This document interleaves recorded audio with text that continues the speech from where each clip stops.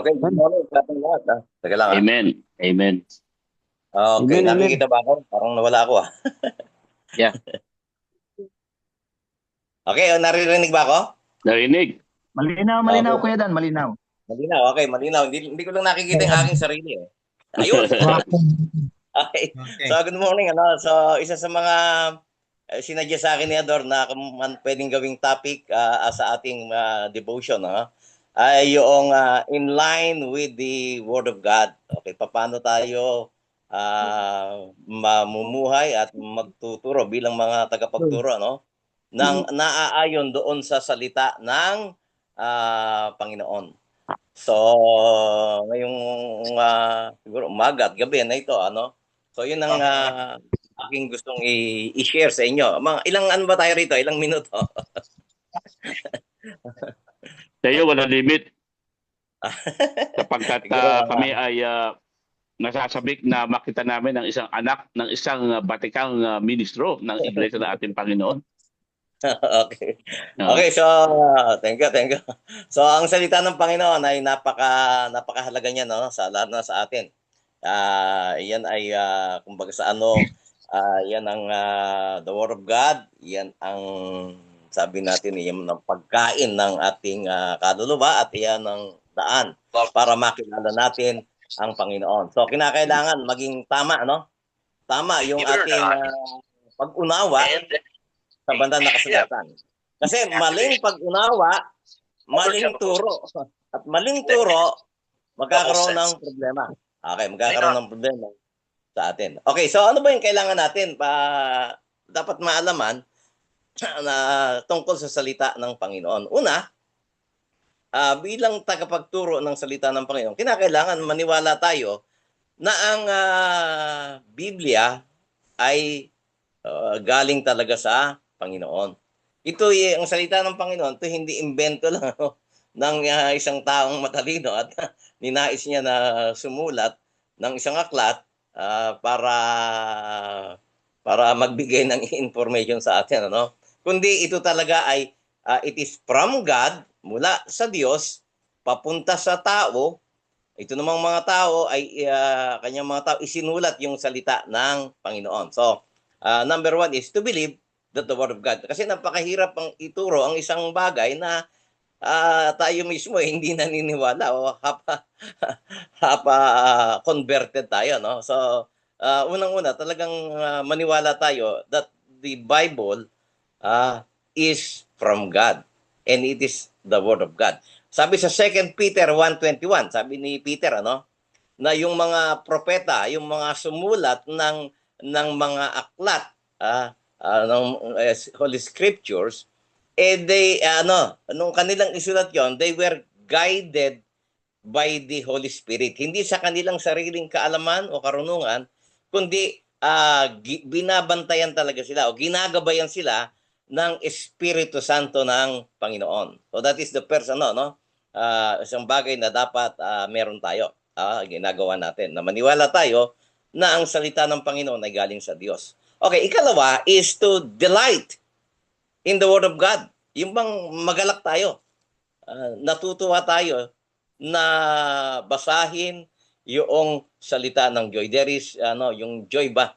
Kasi merong ibang babasa ng banal na kasulatan, obligasyon mag-aaral ng salita ng Panginoon out of obligation. Ako pala magtuturo, di mag-aaral ako. May exam pala kami, di mag-aaral ako, babasahin ko yung ito.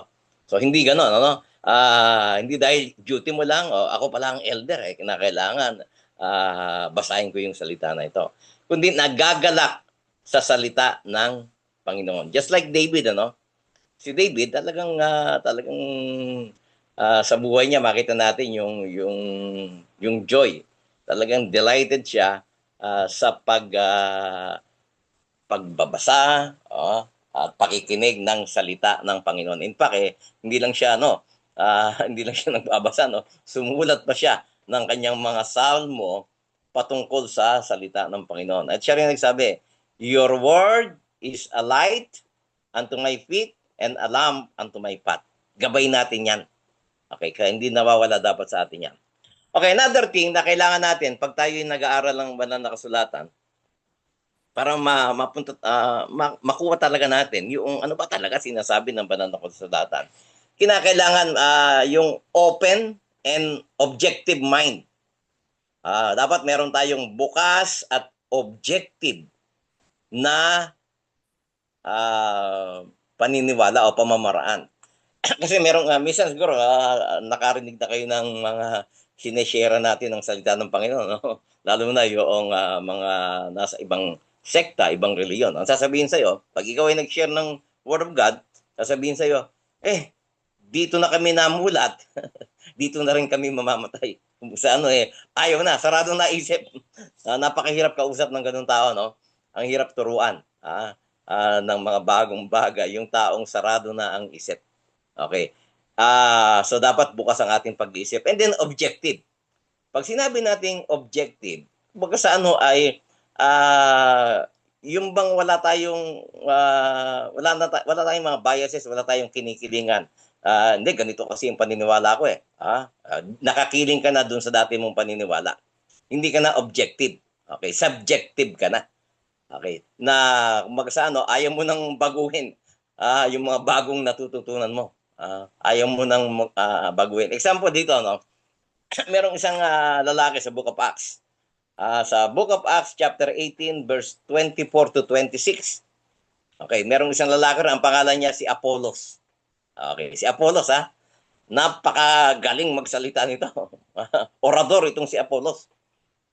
And then one time nagsalita siya in public and he preached about the the repentance, yung baptism.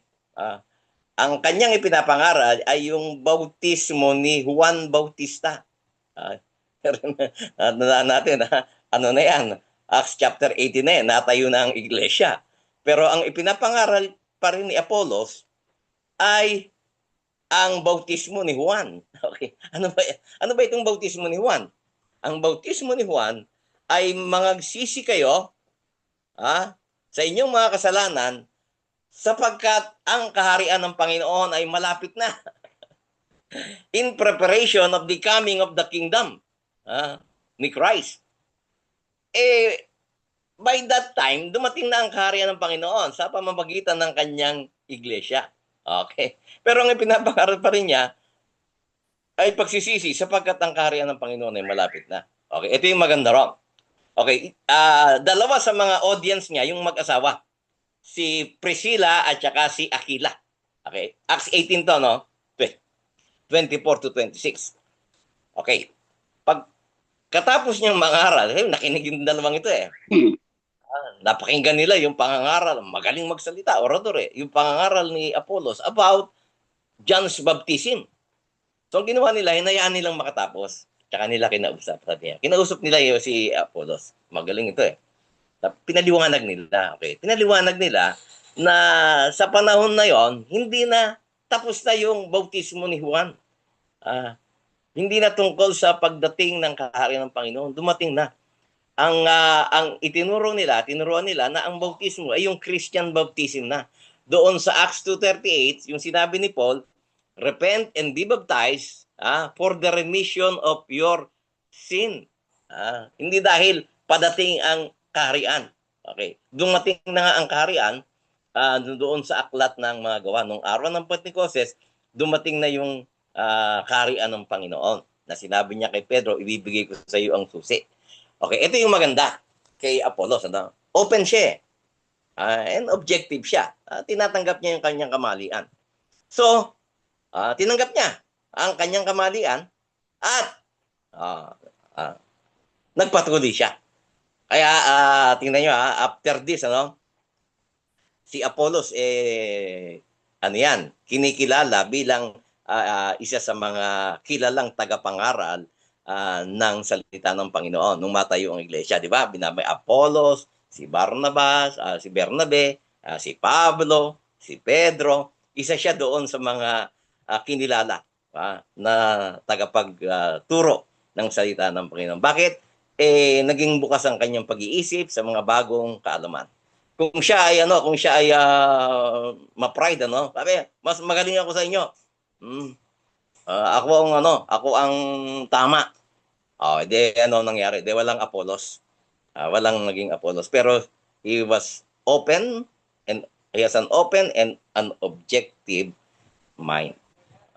Okay, so kapag tayo nag-aaral ng salita ng Panginoon, huwag tayong maging yung alisin natin yung prejudice. Huwag tayong maging judgmental. Okay, kasi pag ganyan tayo, hinusgang kagad natin yung isang bagay kasi hindi yan ayon doon sa ating paniniwala. Okay. Remember, si Jesus Christ ay hindi pinaniwalaan niya ng mga Hudyo ng mga Hudyo. Kasi na siya ang Mesiyas, hindi naniwala kasi ang nasa mind ng mga Hudyo, ang Mesaya ay manggagaling sa lahi ni David. So ipapanganak yan sa palasyo. Hari yan eh. Look at him. He looks like a hunter. Can I take your picture to video, ma'am? So I can send it to you. 1, 2, 3. There you go. Okay, sino ba yan? Okay. So, anong ginawa nila nung dumating si Christ as a Messiah na anak ng karpintero? Naniwala ba sila? Hindi.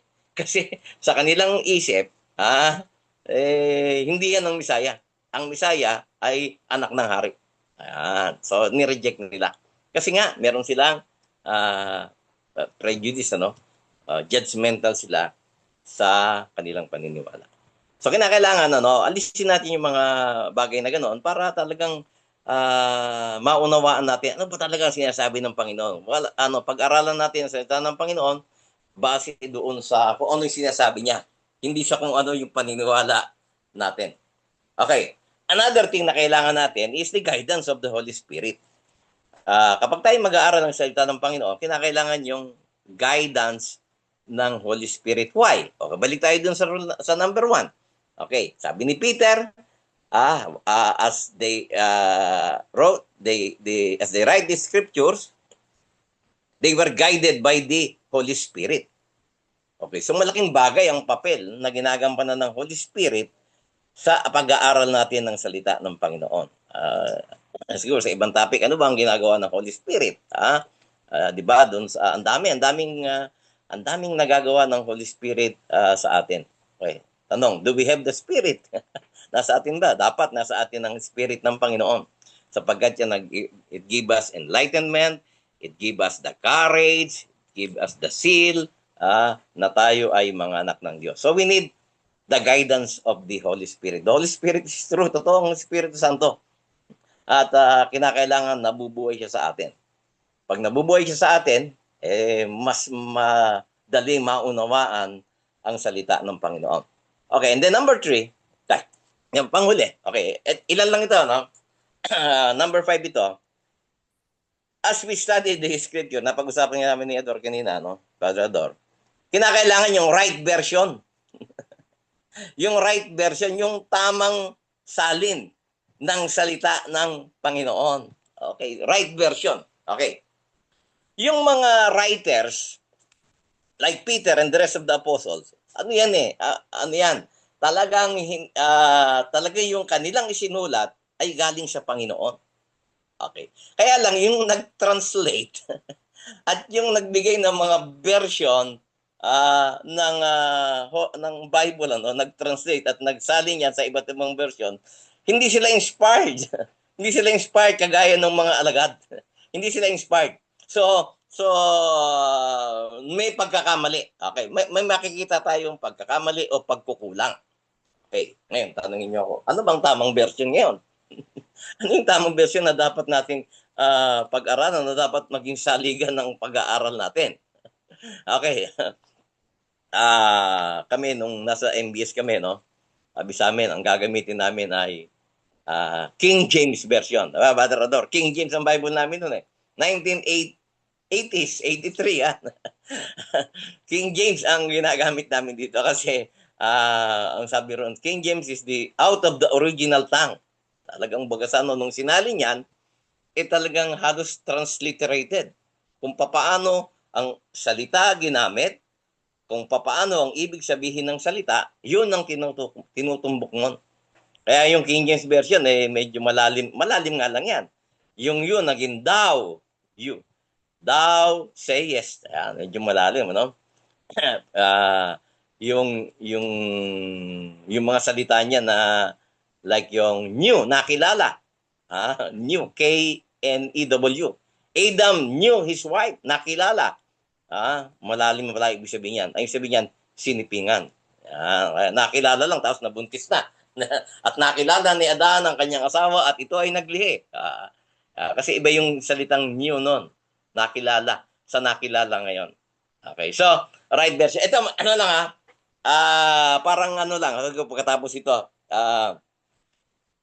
sa akin, kung tatanungin niyo ako, I prefer the King James Version. Okay, pagkatapos nun, dumating yung mga NIV. Okay, so maraming gumagamit ng NIV. Ito lang, ano? So, pagkatapos ito, ano lang, kung may papel kayo dyan, ano? Okay, basahin nyo itong mga talatang sasabihin ko sa King James Version at sa NIV version. Yun lang dalawa na yan, na dalawang madalas gamiting salin ng Bible. The King James Version, read it una sa King James Version and then read the same verse sa NIV version, New International Version. Okay, ano yung tatlo lang to? Ephesians 3:9. Pakisulat nyo. Ephesians 3:9. Okay. Basahin nyo sa King James, basahin nyo sa NIV. Ano pa? Matthew 18:1. Okay. Matthew chapter 18 verse 11 pala. Matthew 18:11. Basahin nyo sa King James and then basahin nyo sa NIV. Yung pangatlo, ito ano to? Halaga. Colossians 1:14. Colossus 1:14, basahin nyo sa King James and then basahin nyo sa NIV. At makikita nyo yung diferensya. Yung diferensya ng mga binabanggit diyan sa mga talata na yan. Okay. Okay. Ngayon yung may pinadala ko kay Ador, no?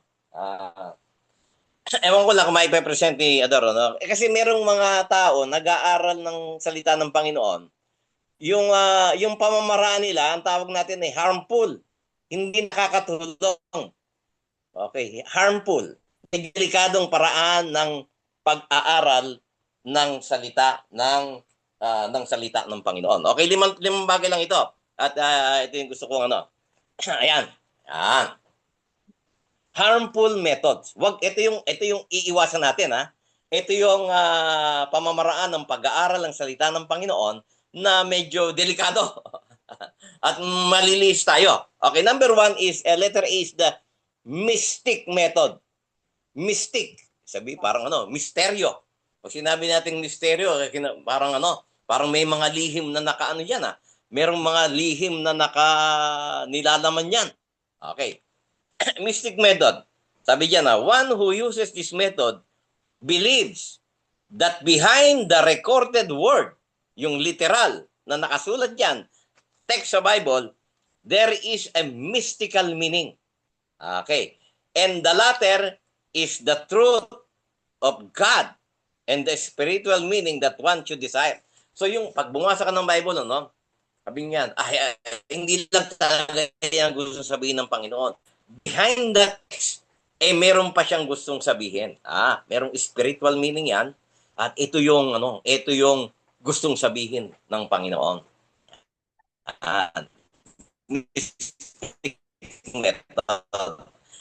So, sa bawat talata, bigyan ng other meaning, spiritual meaning. Ito ang ibig sabihin yan. Nalagay yata dyan sa Luke 9:10, no? Sabi doon, if any man will come after me, let him deny himself, take up his cross daily and follow me. Okay, kung sino man ang gustong sumunod sa akin, tanggihan ang kanyang sarili. Okay, tanggihan ang kanyang sarili. Okay, yun daw pagtanggi sa sarili na yon ay malalim ang ibig sabihin. Yung pagtanggihan sa sarili. Ano ba yung mga desire ng ating sarili? Okay. Ano ba yung mga, sabi nila, ano ba yung ninanais ng sarili natin? Sabi nila, the lust of the flesh, yung pagnanasa ng laman, pagnanasang, lust of the eyes. Yan. Yun daw ang dapat tanggihan natin. So ang paliwanag, kaya marami ang ano yan, marami ang meron kasi siguro mapapansin kayo, may mga tao na ayaw kumain ng masarap, no? Yan.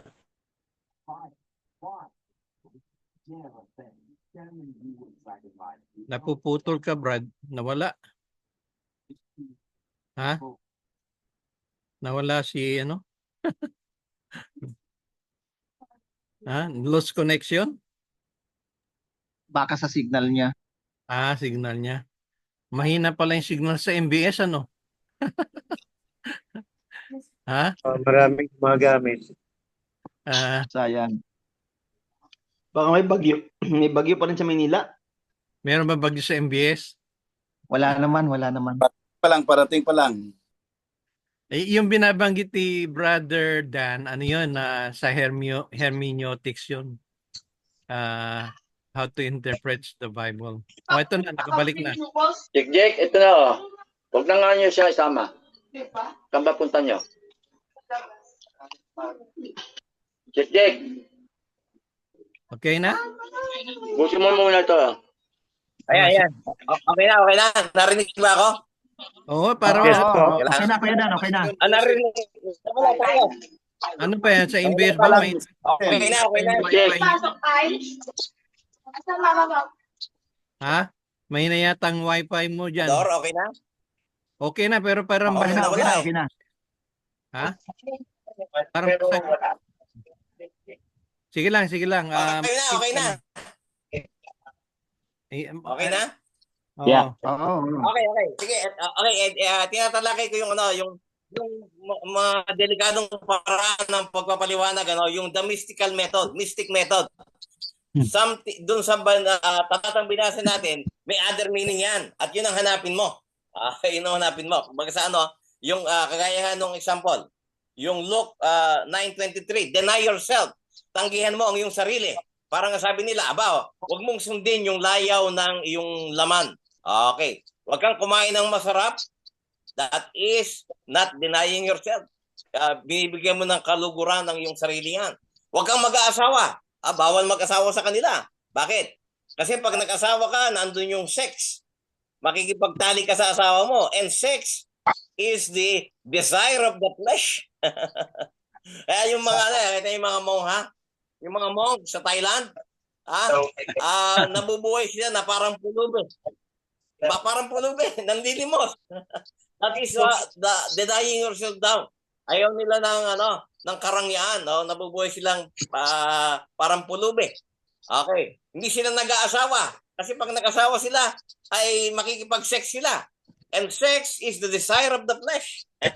Hindi pagtanggi sa sarili. Okay, so nakita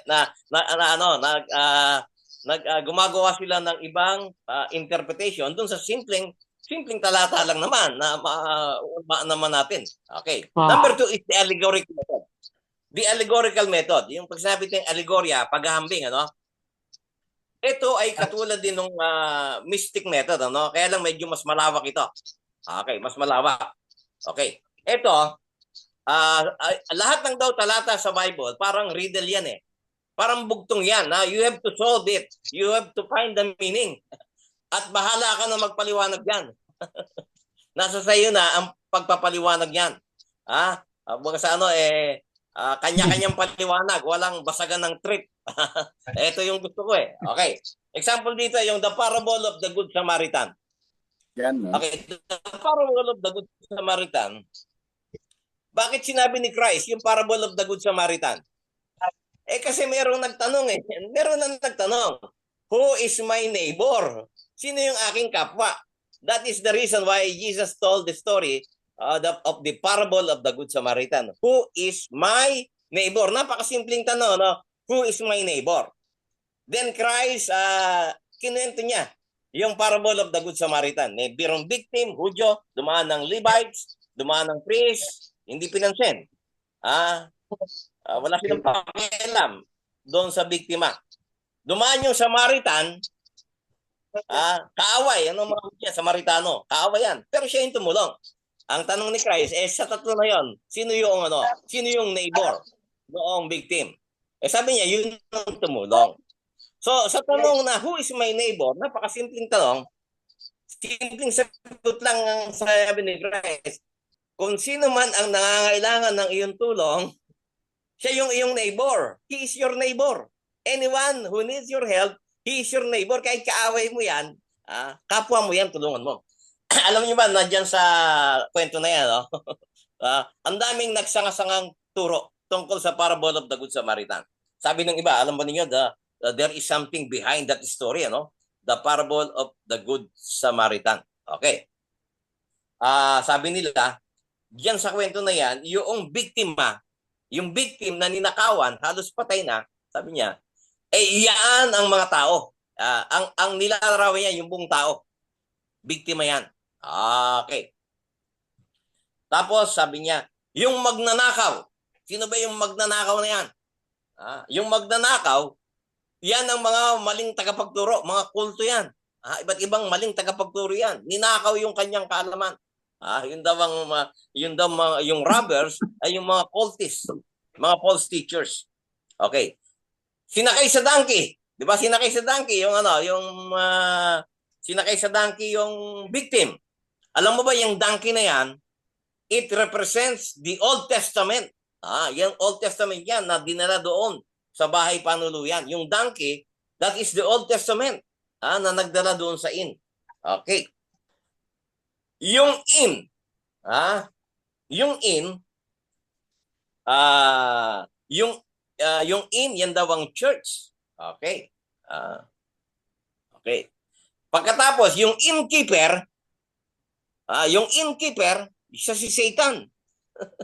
Pero binabantayan ni Satan yung church, ano? Siya si Satan. At yung ibinayad noong yung ibinayad ay ang dugo ni Christ para tubusin sa kasalanan tayo. Okay na mo. Simple lang ang simpleng turo, simpleng tanong, simpleng sagot. Okay. Kanya-kanya ng paliwanag. Nagsanga-sanga na. Iba't iba. Hindi lang ito. Marami pa tayong paliwanag na makikita yan. That is allegorizing. Binibigyan ng ibang paliwanag. Kanya-kanyang paliwanag yung simpleng turo ng Panginoon. Okay. Ikatlo. Okay. Ano ba yung ikatlo natin yan? I think it's dogmatic method.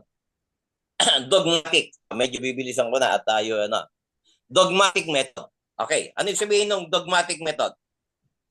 Yung paraan ng pagpapaliwanag na ito, yung dogmatic method na to, kumbaga ito yung meron na tayong aral sa isip natin. Meron na tayong doktrina na nasa isip natin. Okay, ito yung paniniwala ko. Ang gagawin ko, maghahanap ako ng talata sa Bible na susuporta sa aking paniniwala na ganito. For example, ganito yan . Halimbawa, ako ay naniniwala na hindi mahalaga ang bautismo. Okay, sabi ko. Hindi mahalaga ang bautismo. Walang kinalaman sa kaligtasan niyang bautismo na yan . Okay.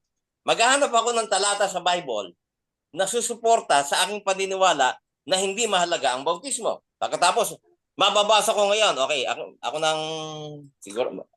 Meron, Monching, may Bible ka ba dyan, Monching? Monjing, pakibasa mo yung 1 Corinthians 1:17. Halimbawa, ang paniniwala ko, hindi mahalaga ang bautismo. Hindi mahalaga ang bautismo. Di maghahanap ako ng talata na susuporta sa aking paniniwala, hindi mahalaga ang bautismo. Okay, makikita ko. May makikita ko. Unang Korinto 1:17. Anong sabi dyan? Monching? Andiyan si Monching kanina .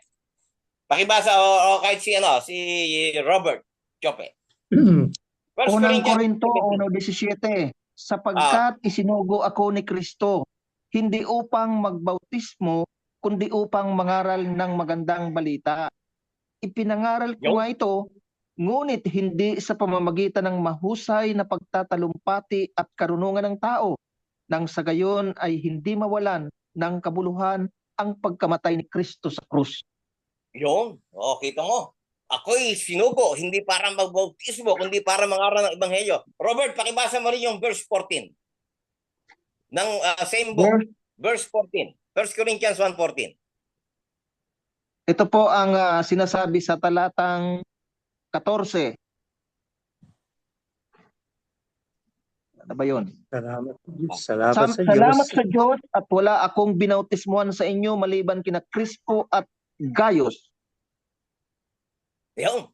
So, naku, nagpasalamat si Pablo, wala siyang binautismuhan. O, sasabihin ng mga, yung dogmatic, ano, na paniniwala. Ayan, kita nyo na. Anong bautismo? Si Pablo nga, salamat, wala kang binautismuhan eh. Doon pa sa 17, siya raw ay pinadala, hindi para magbautismo, kundi para mangaral. Okay, kung yan ang gagamitin nating dahilan, that is dogmatic method. Meron na akong doktrina sa isip at susuportahan na lang yan ng mga talata sa Bible para patunayan ko tama yung aking doktrina. Okay, ngayon, anong problema sa dogmatic method? Okay, we are out of context. Wala tayo sa konteksto. Nawawala tayo sa konteksto. Okay, pag binasa mo yung 1 Corinthians chapter 1, makikita mo yan, may pag-aaway eh. May gulong nangyayari sa sa Korinto. Ano yung gulong nangyayari sa Korinto? Ano yung konteksto diyan? Nagkaroon ng pagkakabahabahagi ang iglesia sa Korinto. Okay, nagkaroon ng division. Bakit nagkaroon ng division? Anong source of division? Anong pinagmulan ng division nila? Ang pinagmulan nila, nagkaroon ng pagkakampi-kampi dahil kumampi sila kung sino yung nagbautismo sa kanila. Okay. Kaya lahat ng nabautismo ni Pedro, kay Pedro kami. Lahat ng nabautismo ni Pablo, kay Pablo kami. Maka-Pablo kami. Lahat ng nabautismo ni Bernabe, kay Bernabe kami. That caused division. Kung sino yung nagbautismo sa iyo, doon sila kumampi. At naging dahilan na nahati ang iglesia sa Korinto. Okay, that is the context. Ibig sabihin dyan, hindi winawalang halaga ni Pablo yung bautismo. Ang kinokondem niya lang, bakit ginamit nyo yung bautismo o yung kung sino yung nagbautismo sa inyo para magkaroon ng pagkabahagi? Ba't yung ginamit na source of division? Pagkakampi-kampi sa kuning magbautismo. Walang halaga kung sino yung nagbautismo. Ang mahalaga kung kanino ka nabautismuhan. So yun ang konteksto. Hindi minamaliit. Hindi minawalang halaga ni Pablo yung bautismo, kundi tinulisa niya, bakit ginamit nyo yung bautismo at kung sino yung nagbautismo sa inyo na maging dahilan ng pagkakabahabahagi ninyo. Okay. Another one, again, dogmatic. Halimbawa, ang paniniwala ko, si Kristo ay tao lang. Si Kristo ay tao. Okay, di maghahanap ako ng talata sa Bible na susuporta sa aking paniniwala na si Kristo ay tao. Okay. Makikita ko ngayon. Sige, ikaw na, Robert, ulit. John 8:40. 1:8:40. Okay, Robert? Ang paniniwala ko, si Kristo ay tao lang. May nakita akong supporting verse. John 8:40. 1:8:40.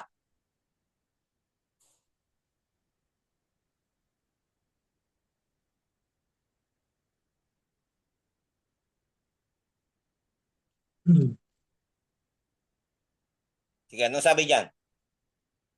Si Kristo ay tao lang. Yan ang paniniwala ko. May verse na susuporta. O, di tama na ako. Okay, John 8:40, Robert, or sino man makakita. 1:8:40. Eto, ngayon pinagsisikapan ninyo akong patayin na taong sa inyo'y nagsaysay ng katotohanan na aking narinig sa ito hindi ginawa ni Abraham. Yung? Kumampi na sa akin si Christ.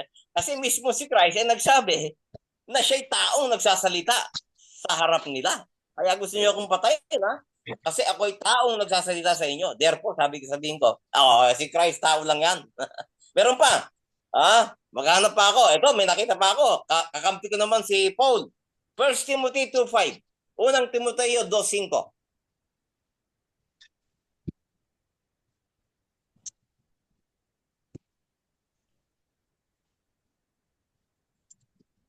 Unang Timoteo 2:5. Unang Timoteo. For there is one God, and one mediator between God and man, the man Christ Jesus. Yun. May isang pamagitan sa tao at Diyos. Walang iba.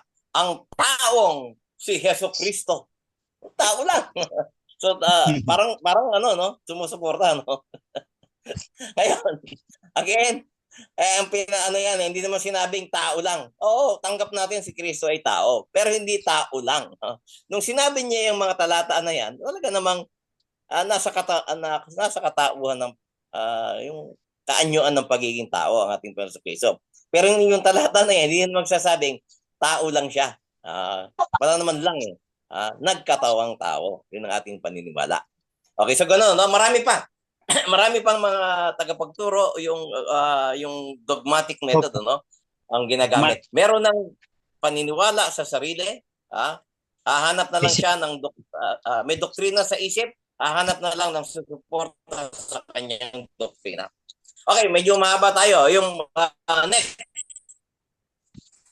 yung rational method. Okay. Rational method. Dito tayo magtatapos. Rational method. Ito na rational method of interpreting and accept all is written as long as it does not contradict what his own personal belief. For example, he cuts out miracle because it is not reasonable to experience. Ito naman mga rational method, ano? Ito yung matatandi ng tao ito eh. Kaya lang, ang paraan ng pagpapaliwanag nila sa Bible, base lang dun sa kaya rin nilang ipaliwanag. Okay. Yung abot lang ng kanilang isip. Hanggang doon lang sila. Kaya kapag ka mayroong nangyaring miracle o something na imposible, hindi nila tanggap yan. Hindi nila tatanggap yan. Okay. Gagawa sila ng ibang reason para tanggapin yung hindi nila tanggap. Yung bang para maabot lang ng kanilang pag-iisip. Yung mga imposible, okay, yung mga imposible, gagawan nila ng kanilang sariling paliwanag para acceptable sa kanilang kaalaman, sa kanilang knowledge. Okay, example, yung mga miracle sa kanila, hindi totoo yan. Ito yung paliwanag yan. Example, ano?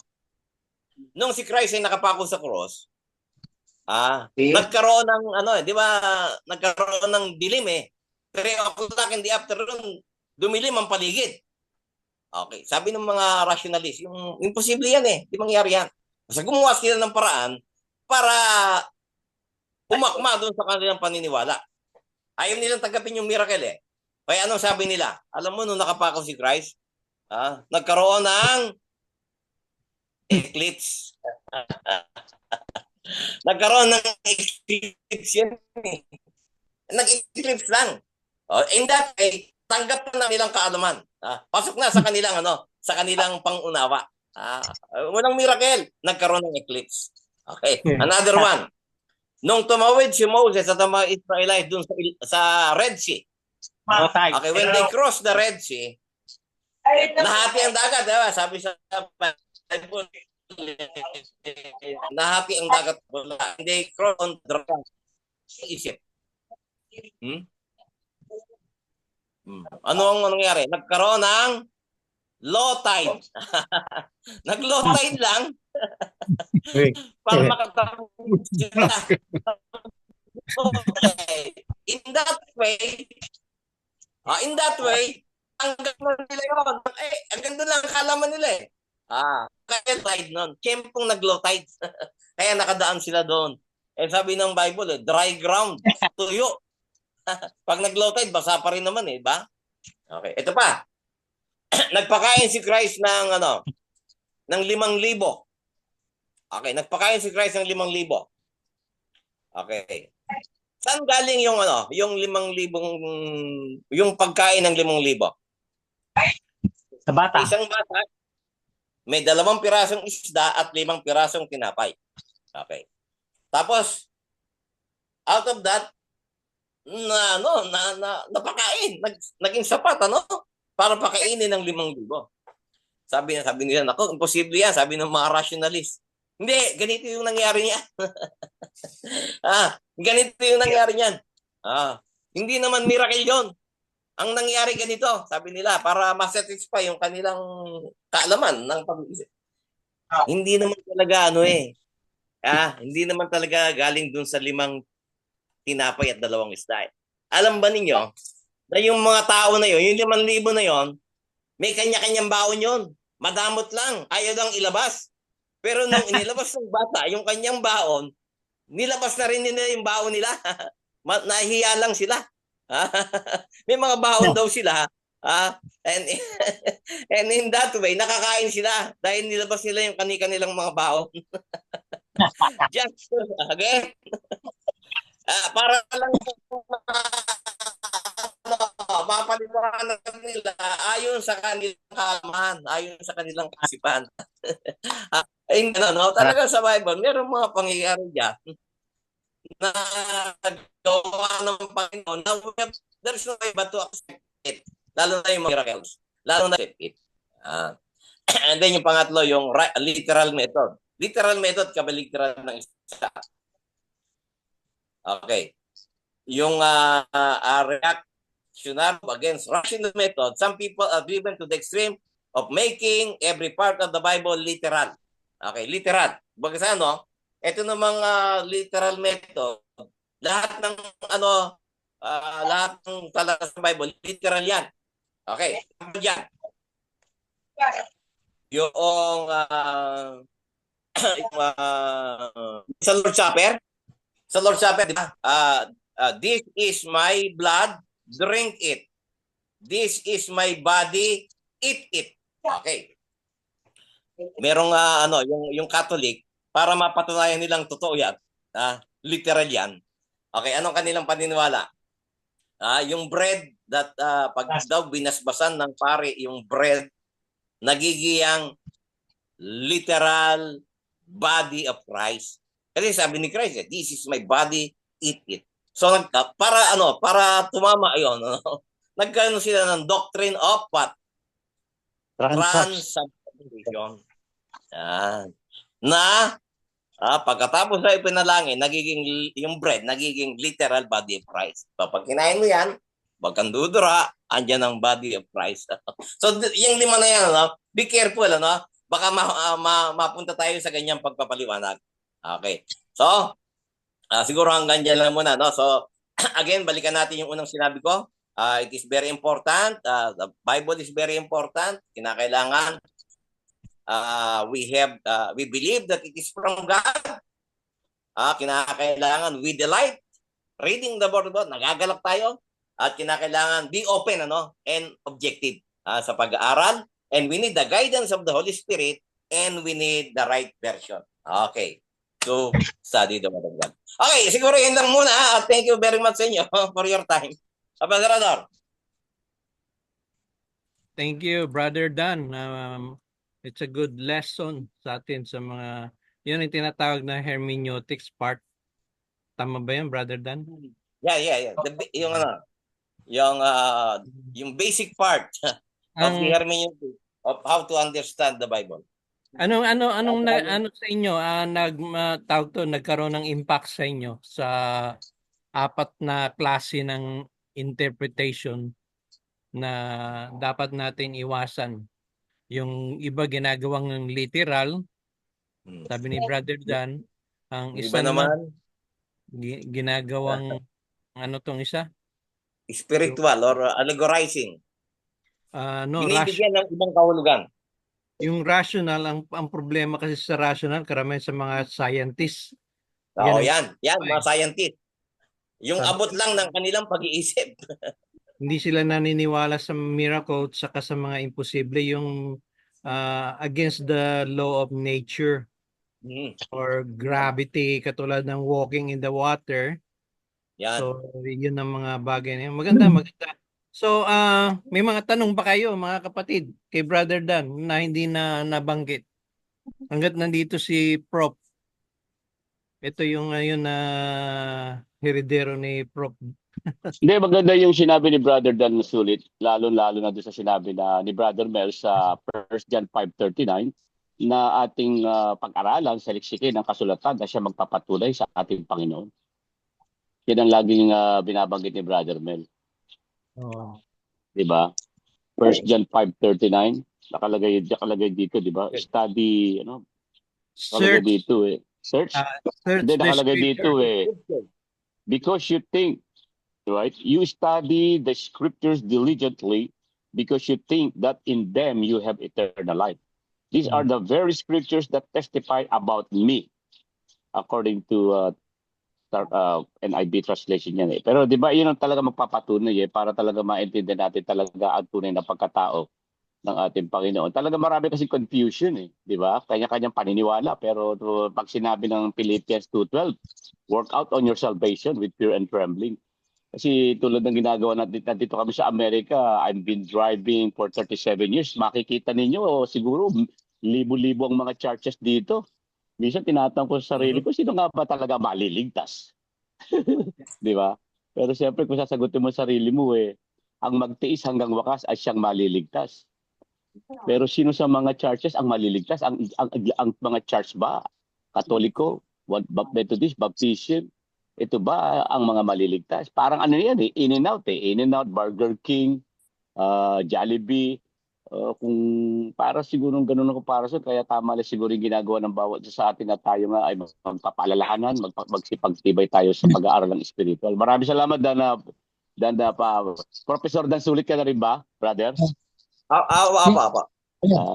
Well, we're still hoping na ni Brother Ador, salamat talaga ang aming binabalak na magkita-kita na tayo lahat at kung kailan man yung panahon na yon, Diyos lamang ang nakakaalam. Amen. Saglit, may tanong yan, Brother Puntinares. Saglit mo na, Mon. Next, Brother Mon. Brother Puntinares. Brother Robert. We could easily attest the fact that the King James Version is in the part of rational. Ito tinatanong ng iba. Impossible. Yung King James Version is complete homosexual. Why should we accept him? Kapatid, teka muna. Accusation lang yun. wala pating evidence dyan. Ang dyan, tsaka si King James, nag-sponsor lang yun. Hindi siya ang nag-research. They're like how many scholars. Nag-commission siya. Kinumission lang niya. Pero binabanggit siya sa pag-aaral ba, Brother Dan Sulit? Pero sa pag-aaral ng MBS, ng Bachelor of Theology, na alam natin na ang original na Bible is Hebrew tsaka Greek, di ba, Brother Dan? Yes. Kasi Old Testament written in Hebrew. Yun ang tinuturo ng tatay mo ng daddy mo. Yes. Di ba yung tinuturo ng father mo, yung Hebrew tsaka Greek? Greek. Po. Greek. Kasi naalala ko nung nasa first year 1976-77, naalala ko nung nasa first year ako, tinitignan ko yung mga sophomore, yung mga graduating na, minsan nandun ako sa may bintana, tinitignan ko yung papa mo Yung tinuturo niya, Greek yata, Hebrew. Greek, meron ka na. Ha? Ano mo na, saglit. Blackboard yun Saglit, Okay. brother, Rasto. Yung binanggit ni Brother Robert Puntinares, yung mga later discovery lang yun, or yung mga issue yun, huwag tayong maniniwala yung mga bagong issue. Kasi yung mga issue tungkol kay King James, ganito, mga rumors lang yan karamihan dyan, huwag natin paniniwalaan. Basta ang King James, marami ang nag-translate niyan. Scholar. Kapatid, how many years ang tinranslate yan? Kaya mas hindi perpekto ang King James pero reliable. Okay? Walang perpektong translation pero mas reliable ang King James kesa NIV, kesa sa mga latter translation. Yan lang ang diyan. 'Di ba tama yung Brother Dan? Oo. Karamihan ng mga translation hinango sa King James Siguro pinaka-the-best na lamang dyan kahit na ano pang Biblia. Doon naman kinuha. Yun ang kanilang pinagbaban Sa tingin ko bilang mga tunay na mananampalataya, kahit na ano pang klaseng libro yan, King James Version, NIV, New International Bible, isa naman ang tinuturo ang tunay ang Panginoon Si Hesus Cristo ang istorya ng Diyos. Kaya nga yung kaibigan ko sa trabaho, naniniwala ka ba na mayroong Diyos? Sabi niya sa akin do you believe that there's God? Yeah, I do. Did you see God? No. Do you believe that there is a wind? Yeah. How do you know there's a wind? I can feel it. Mga philosophy, mga question. Kasi siyempre, minsan sa trabaho, nag-uusap-usap kayo ng religion. Pero sabi ng 1 John 5:18, walang taong nakakita sa Diyos. Ganon din sa Exodus 33:20. No one can see God who ever lived. So we believe by Hebrew 11:1, we believe that faith is the substance of things hoped for and the evidence of things not seen. Diba? Kaya siguro, wala akong basta maniwala ka na lamang kung anong pinaniniwalaan mo, mamatay ka kung anong pinaniniwalaan mo, pero maganda itong ating ginagawa. Katulad yun, naimbita natin si Brother Dan Sulit na mas malawak ang kaalaman pagdating sa spiritual na siyang nagpapakain sa atin. Si Brother Joey Romero, biglang nawala. Ngayon, sumulpod dyan uli. Alam natin, busy din siya sa kanyang pamamalakaya. Kaya si Brother Robert, Brother Anthony, namatay yung brother niya. Nino? Ni Brother Joey. Panganay kong kapatid. Ganun ba? Hindi ko na nabalitaan yun Jolen. No, wala. Lately lang. Well, rest in peace. Nasa piling na siya ng ating Panginoon. Amen. Active yun sa Baguio ba yun? Baguio Church? Apo, sa Baguio. Twice nga bumaba ang Baguio eh. So, anyways. Bagyo. Bagyo na si Christine, si Dante, si Emong. Pero twice silang bumaba to show appreciation. I Okay. see. Okay. Nagbaba pa nga ng maraming gulay. First time ko makita na may patay ang dumalo, maraming gulay. Okay. Brother Ramon, may sinasabi si brother mo.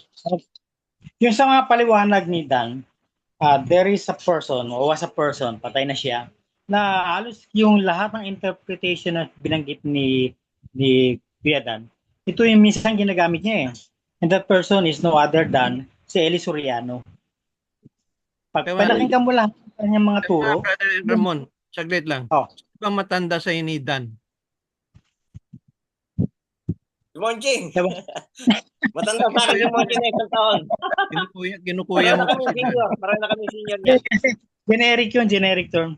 Okay. Pangkalahat ang kausap niya. Okay. So yun siya like for example, yung tinatawag na sa Acts 17:24, yung Diyos wala sa kanyang banal sa templo, yung ginagamit niya na doktrina. Sabi niya, ang Diyos wala sa lahat ng dako. God is not everywhere. Kaya sa mga doktrina niya, God is not everywhere. Ni Soriano. Pero pang isa, God is not omniscient. Dalawa yung doktrina niya na anti-Christian theology. Historical theology, talaga eh. Ang dami, minsan pag pinakinggan mo, yung mga sinabi ni Brother Daralos, yung lahat minsan nagagamit niya yan sa iba't ibang approach. Kaya napakadelikado yung kanyang aral, yung doktrina eh. Malayo sa tamang interpretation ng Bible. Pero marami na hikayat Marami. Mabuti na lang siya ni Lord. Okay. Narinig niyo ba yung kanina yung sinabi ko? Doon sa 1 John 5:39? Narinig niyo ba yung kanina? Kasi nakita ko, nakamute ako eh. Hindi, narinig namin, Brad, yung tinabanggit mo doon sa 5:39, search, examine, study, para lang yun. Kaya tinutukoy doon ang scriptures. Hindi tinutukoy. Search the scripture, hindi tinutukoy yung Bible translation doon. Yeah. Basta saliksikin lang ninyo. Wala naman siya kasi binanggit na saliksikin ninyo ang mga kasulatan. Wala naman siya sinabi na saliksikin ninyo ang mga kasulatan under the King James Version or New International. Basta saliksikin ninyo. So in general, kahit na pa siguro Biblia ng Muslim, Biblia ng Kristiyano. No. Paniniwala, di ba? Anthony, yung Biblia ng Muslim, hindi. Hindi, ibig ko sabihin yung sa Hebrew 11 kasama yung Quran doon. Yeah. Hindi ko sinasabi na kinakailangan lang natin igalang kung yun ang paniniwala ng bawat tao kasi nga tulad na sinabi natin na wala naman talaga nakakita sa kaanyuan ng tunay na Diyos because ang Diyos at si Kristo ay pareho silang espiritu. Kaya nga sinabi sa John 10:30, I and my Father are one. Di ba? Pero ang warning lang espiritu. natin, kapatid, ang warning lang natin, lahat ng scripture sa Bible, basta yung may mga bagong books after sa mga forefather, yung 100 years before or after 100 years, kasi yung mga nasulat yung mga yung mga apostles nagsulat yan AD mula 33 AD hanggang before 100. Lahat ng books or sinasabi nila holy books after 100 Yeah. years hindi kinasihan yon. Kaya pagdating sa canonization, hindi kasama yon sa Biblia. Katulad ng Quran, hindi kasama yan. Apocrypha, hindi kasama yan.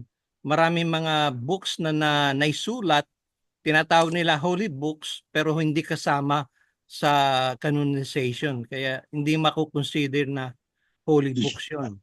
Okay? Hindi lahat ng Okay. scriptures, hindi lahat ng books translation ay kinasihan. Okay? Yun ang ano natin. Kasi Kaya nga yung sinabi nung nakausap ko na, do you believe in God? Yeah, I believe in God. But do you know that God has three spirit? What? pag God, pumunta ka God. naman sa James, ang mga demonyo nga naniniwala sa Diyos eh. Hindi, yung sinabi ng Matthew 28, God the Father, the Son, and the Holy Spirit. Tatlo raw ang Diyos eh. Yung nakausap ko. Oh, Kaya kaya kumbaga sa marami talagang debate yan. Pero maganda yung ginagawa ni Brother Das Sulit na manatili tayo ayon sa ating pananampalataya. Kaya siguro maganda yung ating ginagawa na magpapalalahan na lang tayo at hindi natin pwedeng labanan yung paniniwala ng ibang tao. Basta manatili na lang tayo ayon sa ating paniniwala. Ibahagi natin, di ba? Kaya yung pagdidebate siguro parang hindi ako dyan eh. Kita mo si Brother Soriano, si Eli Soriano, si Brother, 'di ba? Binanatan niya yung dalawang malalaking higante sa Pilipinas, yung INC tsaka yung Katoliko. Anong nangyari? Napalayas tuloy siya sa Pilipinas. Totoo ba yung chismis na 'yon? Oo, nagtago.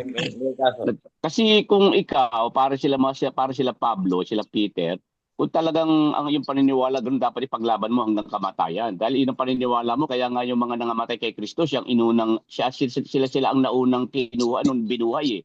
'Di ba? Buhayin. Ano bang bersikulo 'yon? Na ang unang bubuhayin sa panahon ng Judgment Day ay yung mga nangamatay sa paniniwala, sa paglilingkod. Totoo ba 'yon? Nabasa ko yata yung sa Acts yata, Brother Dan. 1 Corinthians 15. Yung unang bubuhayin yung mga nangamatay kay Kristo. 1 1 Corinthians 15. Ano? 1 Corinthians 15. chapter 15. Ang nakakatakot pa pala, meron pa palang second death, yung pangalawang kamatayan. Oo, impyerno. Hindi, pag namatay ka, meron pa second death eh. Yung mga... Walang Oo, hanggang yung kamatayan. nandun sa Hades, Walang itatapon sa kamatayan. dagat-dagatang apoy. Ano? Yung mga nandun sa Hades, itatapon sa dagat-dagatang apoy o sa lake of fire. Okay. Kaya... Okay. Salamat ulit, Brother Da, sa mga magagandang spiritual... meron ba kayo ibang tanong, kapatid? May iba kayong tanong? Brother Dan. Yung Brother Dan.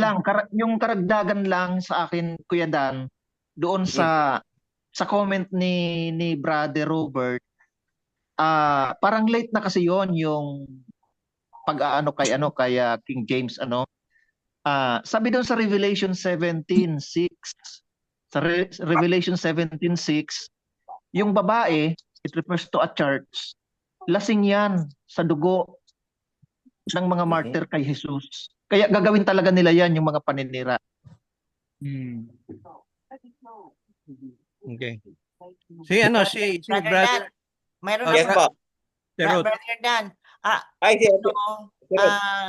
Noon, I attended a seminar na documentary daw talaga ng NIV owned by the Vatican, and if you buy NIV, you are putting your money to the Vatican. So, did you hear about it? Because documentary yun. Ay, hindi ko po hindi ko... Pero meron talagang merong mga translation na talagang gaya nung yung Jehovah Witnesses, meron silang mga kasi, meron silang mga mga printing press eh. So merong Yung word- nag-translate sila. Ang translation nila base doon sa kanilang paniniwala na si Kristo ay maliit na Diyos. Yan. So, Pero siyempre. sa NIV, ano talaga, they research it. Ano, it's a fact nga, the owner of NIV is the Vatican. Mhm. Ano pa lang yun, di pa natin sure kasi yung mga later. Documented yun, documented. Oo, You can kahit get it na from the sabi Baptist natin, group. maraming documented ngayon kasi katulad sabi natin si Veneration of Virgin Mary, documented. Lahat ng documented subject for research. Research, yeah, it's a fact. It's a fact na. It's the whole Philippine seminar yun. Anyway, kung totoo yun, A fact. still subject to A research. subject, it's not anymore a subject. It's really Anong reference mo? Sa may reference ka. when I attended the seminar sa Anong Baptist, the whole Philippine seminar yun. So about the Okay. Bible, about translation. So anong grupo 'yon? Baptist, the whole Philippines. Oh, It's a fact Baptist, talaga. It's a fact. ang Baptist hindi naman natin makakaano 'yon sa liga ng kanilang mga turo. Either No, ang pag-research sa about translation, hindi mo ma-question ang Baptist the whole world kasi mas marami pa sila sa atin. Nag-research talaga sila. It's a fact na ang owner ng NIV is the Vatican.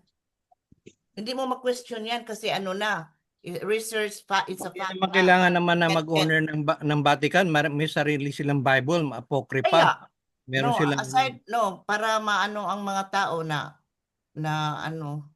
Okay, natin i-table yan, sister. Maaari nga. Maaring totoo yan, maaring hindi. Pero ibig sabihin, it's still you will not subject to believe. You have to go to the verify. Baptist and ask their fact, their research. You have to get it. Yeah, The whole Philippines yun. hindi Ador, meron ako nabasang parang libro yan na kinumpare talaga nila yung NIV. Marami talagang maraming mali kamukha ng salitang faith yung obedience sa original King James, obedient ginagawa lang ng belief lang. So magkaiba Kaya ganun kababaw, nagiging mababaw. Marami tama yan, marami tayong objection sa NIV, pero ibig sabihin isa lang yan sa reference gamit natin. Katulad ng mga yung mga paraphrase. Isa lang yan sa mga reference. Hindi naman natin ginagamit yan for doctrinal Ginagamit natin yan for learning sa iba. So, ewan ko anong ginagamit nila, brother Dan. Ginagamit nyo ba yung NIV? As a reference, alam niyo yung NIV, ang dami pang revision yan Oo, tama. Nanganak ng mga salin-salin Yun nga ang delikado Yun ang delikado ron na pag doon natin talaga ibinase sa mga iba't ibang salin, Ang daming year ng translation yan Diba? Maraming year ng translation yan. Marami. Kasi akin tinitingnan yung NIV, ang translation nga niyan, ano bang original sa 1978 yata yan, Tama ba yan? Tingnan mo yung isa nga sa sinasabi ni, ano sabi mo, brother mo? Bumabaw. Yung salitang faith, obedience sa NIV, yung obedience sa original, ginawa lang ng belief lang ang termino. Believe rather than obey. Ito yung NIV 1973. Ano kung libro niyan about NIV, wrong interpretation. Okay, ito yung Brother Dan. Balita ko diyan daw sa Manila Bible Seminary nagtayo na yung INC. Ay, merong katabi. Siguro mga 100 meters away. That's our facility. Nagtayo na raw diyan malapit sa MBS? 100 meters away from Alam mo, bisan pag pinag-aralan ko talaga yung INC,